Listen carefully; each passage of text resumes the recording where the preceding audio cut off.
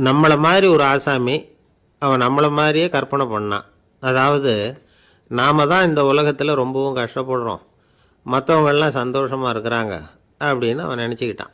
அவன் ஒரு நாள் கடவுளை வேண்டிக்கிட்டானான். சுவாமி, இந்த உலகத்தில் எவ்வளவோ பேர் இருக்கிறாங்க, ஒவ்வொருத்தருக்கும் ஒவ்வொரு விதமான கஷ்டம் இருக்கலாம், ஒத்துக்கிறேன். இருந்தாலும் எனக்கு அது கொஞ்சம் அதிகமாக இருக்கிறது மாதிரி தெரியுது.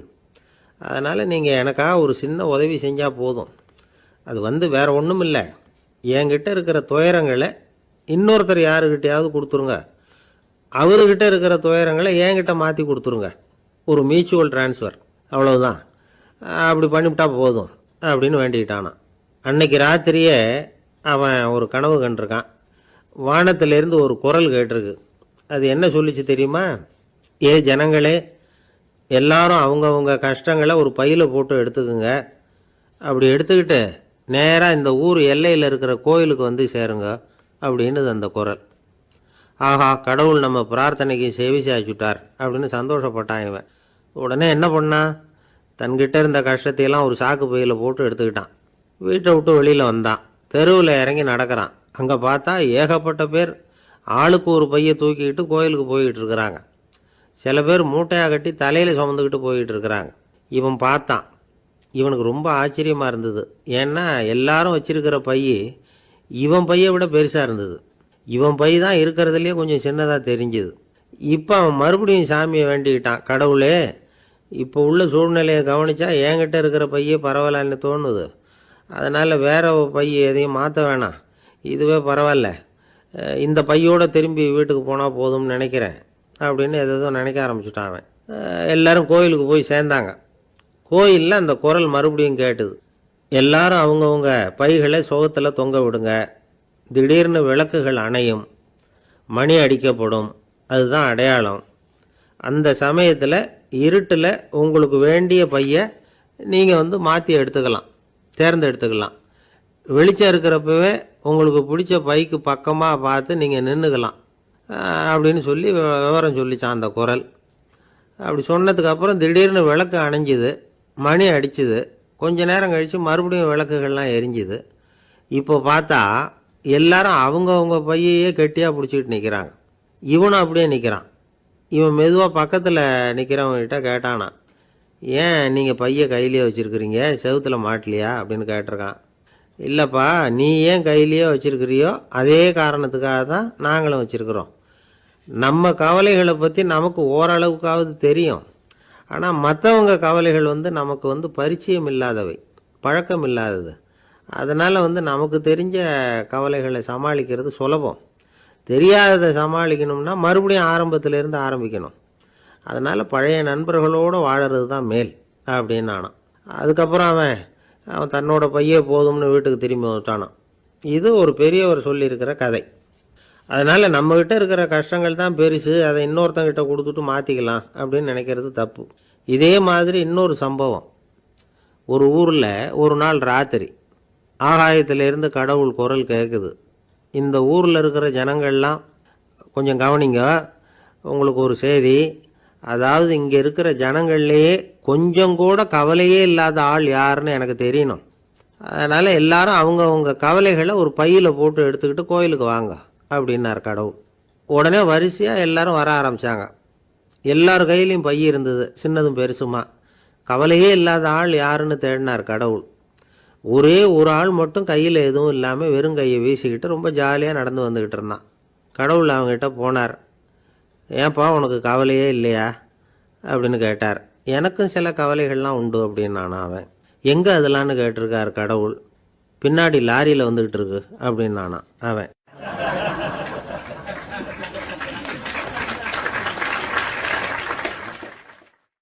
சங்கீத வித்வான்களில் பல வகை உண்டு.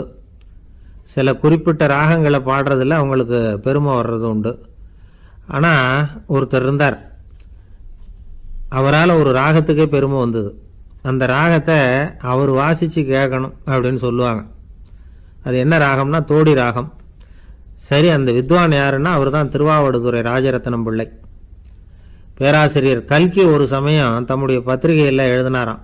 அதை அப்படியே படிக்கிறேன் கேளுங்களேன். ஆஹா, ஸ்ரீ ராஜரத்னம் பிள்ளையின் தோடி ஆலாபனையை முதலில் கேட்டபோது அவருடைய கற்பனையை விட்டு தள்ளுங்கள்.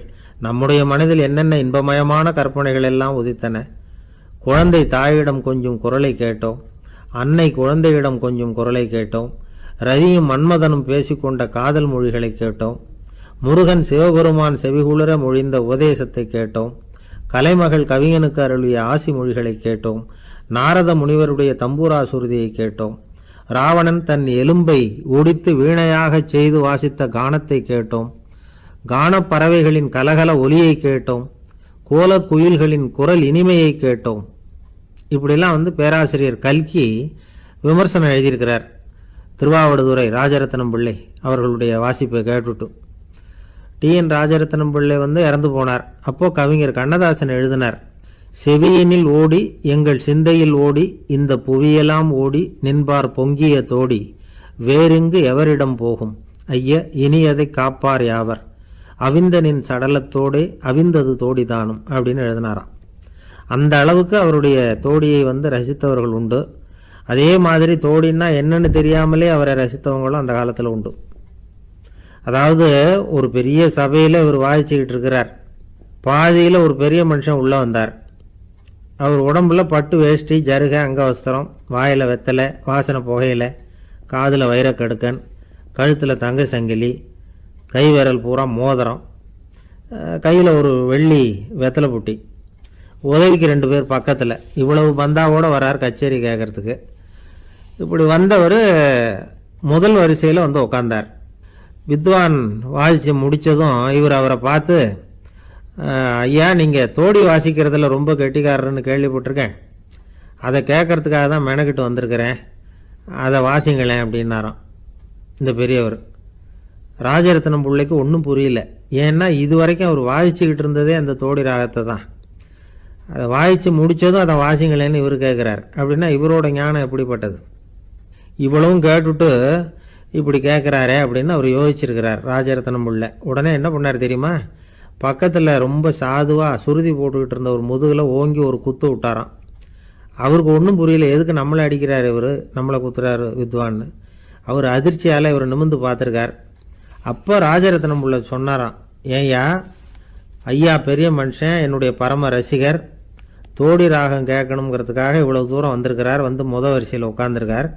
நீ இந்த சமயம் பார்த்து தோடி ராகம் வாசிக்கிற நாதஸ்வரத்தை வீட்டில் வச்சுட்டு வந்துட்டியே, இப்போ ஐயாவுக்காக அந்த ராகத்தை நான் எப்படி வாசிக்கிறது அப்படின்னு சொல்லிவிட்டு மறுபடியும் முதுகில் ஒரு அடி கொடுத்தாராம். அடி வாங்கினவருக்கே சிரிப்பு அடக்க முடியலையா.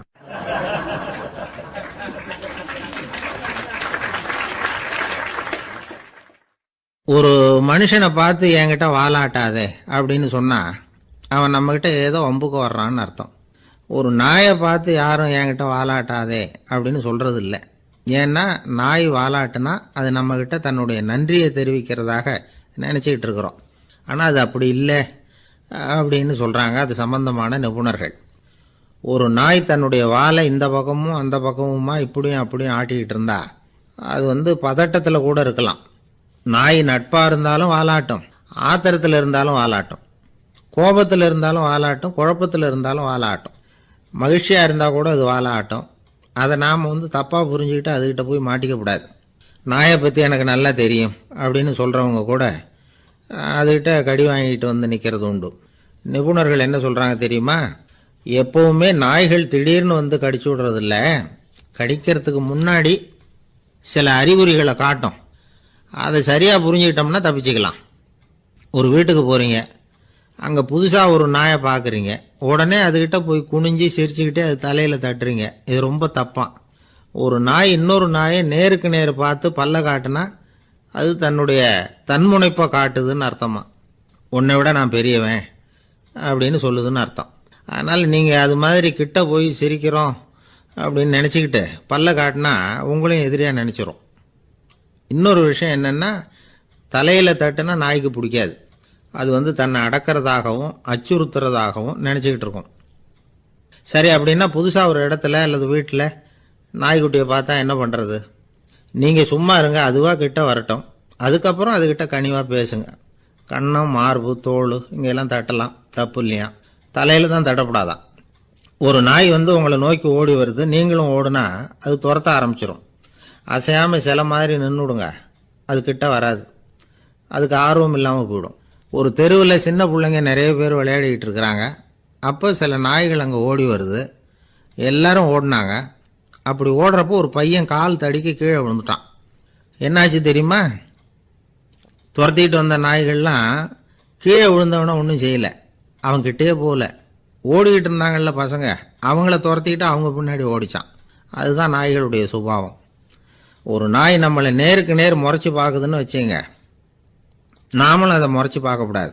நாம் வேற பக்கம் எங்கேயாவது பார்க்க ஆரம்பிச்சிடணும். ஒரு நாய் கோபமாக இருந்ததுன்னா அதோட வால் உறுதியாக நேராக நிற்கும். ஒரு நாய் பணிந்து போனால் அல்லது பயந்து போனால் அது தன்னோட வாலை காலுக்கு நடுவில் வச்சுக்கும். ஒரு நாய் நம்மளை பார்த்து பயந்து நிற்குதுன்னு வச்சுங்க, அதனால் நமக்கு ஆபத்து இல்லைன்னு நினச்சிடக்கூடாது. உங்களை பார்த்துட்டு ஒரு நாய் ஒடுங்குச்சுன்னா நீங்கள் விலகி போயிடணும் அப்படின்னு அது நினைக்குது. நிறைய பேர் பயந்து போன நாயால் கடிபடுறாங்க. இவன் நம்மளை விட பெரிய ஆள், மாட்டிக்கிட்டோம், வேற வழி இல்லை அப்படிங்கிற நினப்பில் தான் நாய் கடிக்க ஆரம்பிக்குதான். இதே மாதிரி சங்கிலியால் கட்டி போடப்பட்டிருக்கிற நாயும் ஆபத்தானது தான். தொடர்ந்து கட்டி போட்டிருந்தா காலப்போக்கில் அது ஒரு மாதிரி ஆகிடும். நாய் குழந்தைகளை கடிக்காது அப்படின்னு சில பேர் சொல்லுவாங்க. அதுவும் ஒரு தவறான நம்பிக்கை. அதனால் சின்ன குழந்தைகளை தனியாக நாயோட விளையாட விடக்கூடாது.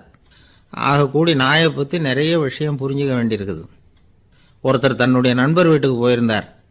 அவசியம் எங்கள் வீட்டில் சாப்பிட்டுட்டு தான் போகணும் அப்படின்னு ரொம்ப அன்பாக சொல்லிவிட்டார்.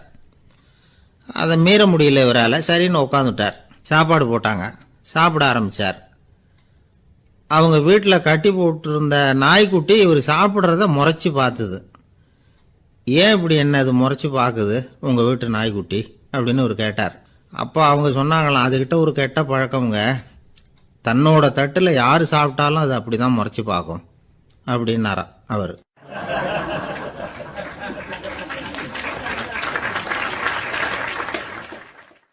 அசோக மன்னர் வந்துகிட்டு இருக்கார். அவருடைய ஆலோசகர்கள் எல்லாம் பக்கத்தில் வந்துகிட்டு இருக்கிறாங்க. அந்த சமயத்தில் எதிரில் ஒரு புத்த பிக்ஷு வர்றார். அசோகர் பார்க்குறார். ஓடி போய் அவர் காலில் விழுந்து வணங்குறார். அசோக மன்னரின் தலை அந்த புத்த துறவியின் பாதத்தில் பட்டுக்கிட்டு இருக்கு. பக்கத்தில் நின்றுக்கிட்டு இருந்த அமைச்சருக்கு இது ரொம்ப சங்கடமாக போச்சு.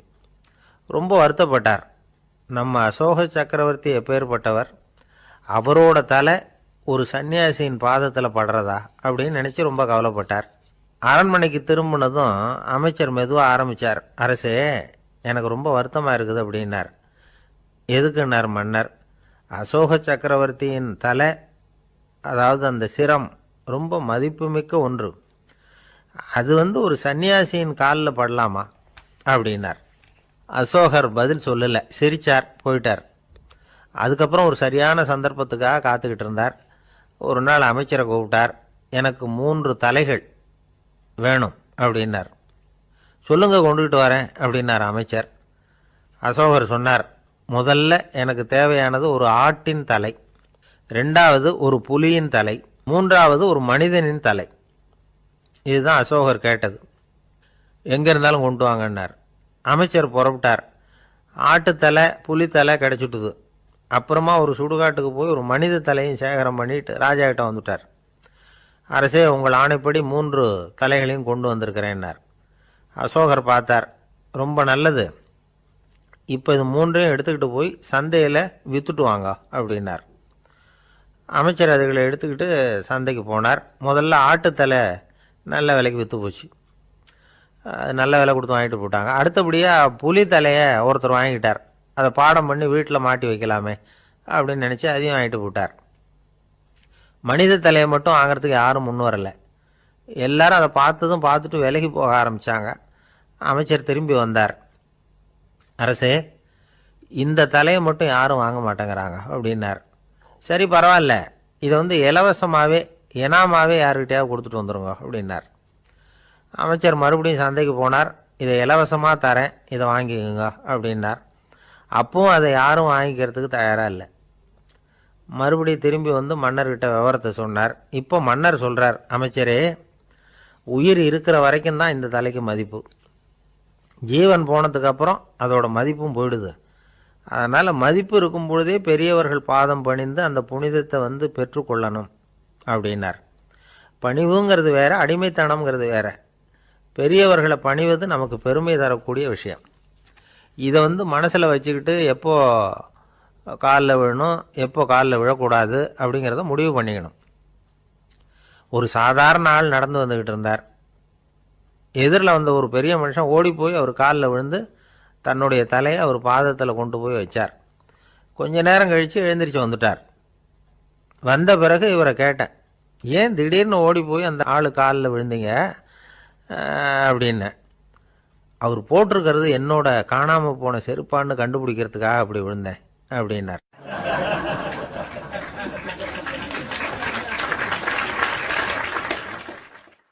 இன்பம் துன்பம் இது ரெண்டும் சேர்ந்தது தான் வாழ்க்கை. இது எல்லாரும் சொல்லிகிட்டு இருக்கிற ஒரு உண்மை. அது சரி, இது ரெண்டும் வர்றதுக்கு என்ன காரணம்? துறவி ஒருத்தர் யோசித்து பார்த்துருக்கார். இன்ப துன்பம் தோன்றுவதற்கு முக்கியமாக 6 காரணங்கள் உண்டு அப்படிங்கிறார் அவர். அது என்னங்கிறத நாமளும் தெரிஞ்சு வச்சுக்குவோமே. இப்போ முதல் காரணம் சுயநலம். ஒரு தாயார் வந்து தன்னுடைய சுயநலம் கருதி தன்னுடைய மகன் இன்பமாக இருக்கணும்னு ஆசைப்படுறாங்க. மகனும் அப்படியே ஆசைப்படுறான்.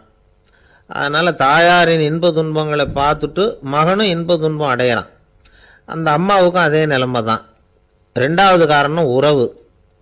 நான் துறவியான பிறகு கூட உறவுங்கிற காரணத்தினால தான் தாயாருடைய சுக துக்கங்களை கண்டு நானும் சுக துக்கம் அடைகிறேன்.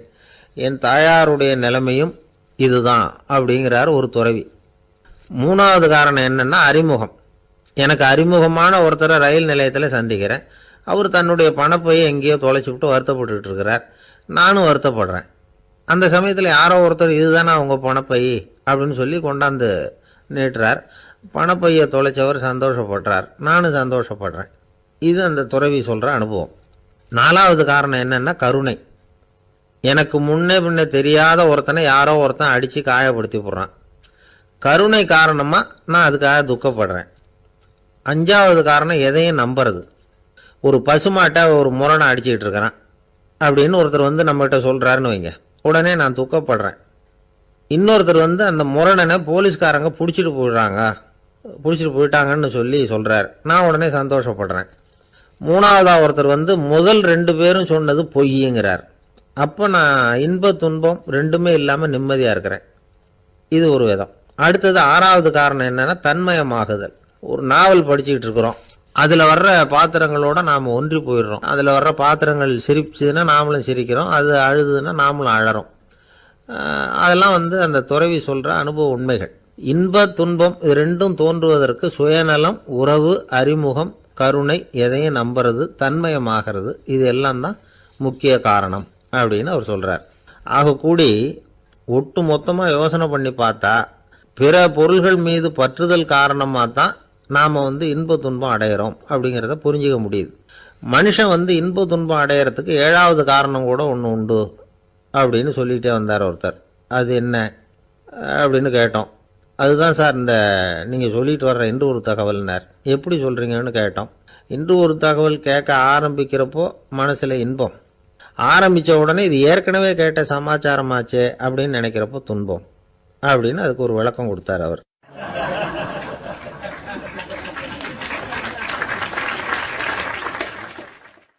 கடற்கரை ஓரமாக ஒரு பெரியவர் கையால் மணலை கீறிக்கிட்டே உட்காந்துருக்கிறார். என்னத்தையும் தேடிட்டு இருக்கிறது மாதிரி தெரிஞ்சுது. மெதுவாக கிட்டத்தில் போய் என்னத்தை தேடிட்டு இருக்கிறீங்க அப்படின்னு கேட்டோம். அவர் சாவகாசமாக நிமிர்ந்து பார்த்து நிம்மதியை தேடிட்டு இருக்கிறேன்னார். நாங்கள் ஒரு மாதிரி ஆகிட்டோம். இருந்தாலும் சமாளிச்சுக்கிட்டு, சார் மணலில் வந்து கிழிஞ்சல் தான் கிடைக்கும், நிம்மதி கிடைக்காது அப்படின்னோம். சரி, இன்றைக்கி வசமாக நம்மகிட்ட ஒரு ஆள் மாட்டிக்கிட்டார் அப்படின்னு நினச்சி அவர் பக்கமாக போய் உட்காந்துக்கிட்டு கதை சொல்ல ஆரம்பிச்சிட்டோம். ஒரு பெரிய மன்னர் இருந்தார். அவருக்கு எல்லா வசதியும் இருந்தது. இருந்தாலும் ஒரே ஒரு குறை. அது என்னென்னா நிம்மதி இல்லைங்கிற குறை. அரண்மனையில் தினமும் கலை நிகழ்ச்சி, நாட்டியம் எல்லாம் நடந்துக்கிட்டு தான் இருந்தது. இருந்தாலும் நிம்மதி இல்லை. சரி, நிம்மதி எங்கே கிடைக்கும் அப்படின்னு தேட ஆரம்பித்தார். உடனே அதுக்கான முயற்சிகளில் தீவிரமாக இறங்கினார். நாட்டில் உள்ள தத்துவ மேதைகளெல்லாம் கூப்பிட்டுக்கிட்டு வர சொன்னார். எல்லாரும் வந்து சேர்ந்தாங்க. அவங்கள பார்த்து நிம்மதி எங்கே இருக்குது அப்படின்னு விசாரித்தார். அவங்களுக்கு அது தெரிஞ்சால் ஏன் இப்படி ராஜா முன்னாடி வந்து நின்றுட்டு இருக்க போகிறாங்க? ராஜாவோட கேள்விக்கு ஒவ்வொருத்தரும் ஒவ்வொரு மாதிரி விளக்கம் கொடுக்க ஆரம்பிச்சிட்டாங்க. எந்த பதிலும் ராஜாவுக்கு திருப்தி அளிக்கக்கூடிய அளவுக்கு இல்லை. சரி போயிட்டு வாங்கன்னு சொல்லி அவங்களெல்லாம் அனுப்பி வச்சுட்டார். ஒரு நாள் அவர் மாளிகையில் உப்பருகையில் நின்றுக்கிட்டு இருக்கிறார். அந்த சமயத்தில் தெருவில் ஒரு பிச்சைக்காரன் ரொம்ப உல்லாசமாக பாட்டு பாடிக்கிட்டே போய்கிட்டு இருக்கிறான். குரலில் ஒரு சந்தோஷம், நடையில் ஒரு மிடுக்கு. அவங்ககிட்ட கொஞ்சம் கூட கவலை இருக்கிறதா தெரியல. உடனே ராஜா இதை பார்த்தார். ஏவலாளிகளை வந்து கைதட்டி கூப்பிட்டார். உடனே ஓடி போய் அந்த பிச்சைக்காரனை இங்கே அழைச்சிட்டு வாங்கன்னு உத்தரவு போட்டார். இவங்க உடனே ஓடி போய் அவனை கூப்பிட்டாங்க. அரண்மனைக்கு வாழ்ந்தாங்க. அவன் வரல. அரண்மனைக்குள்ளே அடி எடுத்து வைக்க மாட்டேன்னு சொல்லிவிட்டான். ராஜா கிட்ட வந்து விஷயத்தை சொன்னாங்க. அவருக்கு ரொம்ப ஆச்சரியம், இப்படி ஒரு ஆள் இருக்கிறானா அப்படின்னு. சரி அவன் என்ன தான் சொல்கிறான் அப்படின்னு விசாரித்தார். இவங்க மறுபடியும் தெருவுக்கு போய் கேட்டாங்க. என்னை பார்க்கணும்னா ராஜா விருப்பப்பட்டார்னா அவரை வேணும்னா இங்கே வர சொல்லுங்க அப்படின்னு சொல்லிவிட்டான். அதை வந்து ராஜா கிட்ட சொன்னாங்க. அவருக்கு கோபம் வரல. இவ்வளவு சுதந்திர உணர்வோடு இருக்கிறவன் சாதாரண ஆளாக இருக்க முடியாது அப்படின்னு நினச்சார். உடனே கிடுகிடுன்னு இறங்கி தெருவுக்கு வந்தார். பிச்சைக்காரங்கிட்ட போனார். நீ கவலைப்படாமல் சந்தோஷமாக பாடிக்கிட்டு போறியே, அது எப்படி முடியுது உன்னால் அப்படின்னு கேட்டார். ஏன் அப்படி கேட்குறீங்கன்னு அவன், அதுக்கு இல்லை, எனக்கு அரண்மனையில் எவ்வளவோ சுகபோகங்கள்லாம் இருக்குது, இருந்தாலும் நிம்மதி இல்லை. இது ஏன்னு எனக்கு தெரியல. இந்த தேசத்தில் உள்ள அறிஞர்களை எல்லாம் கூப்பிட்டு கேட்டு பார்த்துட்டேன், அவங்களுக்கும் தெரியல. உன்னை கேட்டால் தெரியும்னு நினச்சேன், அதனால தான் சந்திக்கிறதுக்கு ஆசைப்பட்டேன், ஆனால் நீ வரமாட்டேன்னு விட்டியே அப்படின்னார். பிச்சைக்காரன் கடகடன்னு சிரிக்க ஆரம்பிச்சிட்டான். மகிழ்ச்சிக்கும் உங்களுக்கும் தடையாக இருக்கிறது இந்த மாளிகை தான். இதை விட்டுட்டு வெளியில் வந்துட்டா நிம்மதி தேடிட்டு வந்துடும்னா. நான் அரசன், எனக்குன்னு கடமைகள் இருக்குது, அதையெல்லாம் விட்டுட்டு எப்படி வர முடியும்னார் ராஜா. ரெண்டும் ஒரே நேரத்தில் கிடைக்கணுங்கிறது முடியாத காரியம். உங்கள் சுகபோகத்துக்கு விலையாக தான் உங்கள் நிம்மதியை கொடுத்துக்கிட்டு இருக்கிறீங்க. என்ன பாருங்க, என்கிட்ட எதுவும் இல்லை, அதனால் எதுவும் போயிடுமோங்கிற பயமும் இல்லை, நிம்மதியாக இருக்கிறேன் அப்படின்னா அவன். ராஜா உடனே சந்தோஷப்பட்டு தன்னுடைய மேலங்கியை எடுத்து அவனுக்கு பரிசாக கொடுத்தாரான். அவன் சிரிச்சுக்கிட்டே அதை வாங்க மாட்டேன்னு விட்டானான். இதை நீங்கள் எனக்கு கொடுக்கறதுனால எந்த பயனும் இல்லை, அதே நேரத்தில் அதை வாங்கிக்கிட்டேன்னா அடுத்த வினாடியிலேருந்து அதை எப்படி காப்பாற்றுறதுங்கிற கவலை எனக்கு வந்து சேர்ந்துடும், அப்புறம் தூக்கம் வராது, நிம்மதி போயிடும் அப்படின்னானான். சொல்லிவிட்டு அவன் பாட்டுக்கு சந்தோஷமாக பாடிக்கிட்டே போயிட்டான். நிம்மதி எங்கே இருக்குங்கிறதையும் ராஜா தெரிஞ்சுக்கிட்டார். அந்த இடத்துக்கு தன்னால் போக முடியாதுங்கிறதையும் அவர் புரிஞ்சுக்கிட்டார். இப்படி இந்த கதையை அந்த கடற்கரையில் மணலை கீறிக்கிட்டே உட்காந்துருந்தார அந்த பெரியவர்கிட்ட சொல்லி முடித்தோம். அவர் முகத்தில் ஒரு தெளிவு தெரிஞ்சுது. எங்களை நிமிர்ந்து பார்த்தார். ரொம்ப நன்றிங்க, இப்போ எனக்கு தெரிஞ்சு போச்சு, நிம்மதி வேணும்னா அதுக்கு என்ன பண்ணணும்னு இப்போ நல்லா புரிஞ்சுக்கிட்டேன் அப்படின்னார். என்ன புரிஞ்சுக்கிட்டீங்கன்னு கேட்டோம். இனிமேல் இந்த பக்கம் வந்தால் உங்கள் கண்ணில் படாத இடமா பார்த்து உட்காரணும்னு புரிஞ்சுக்கிட்டேன் அப்படின்னார்.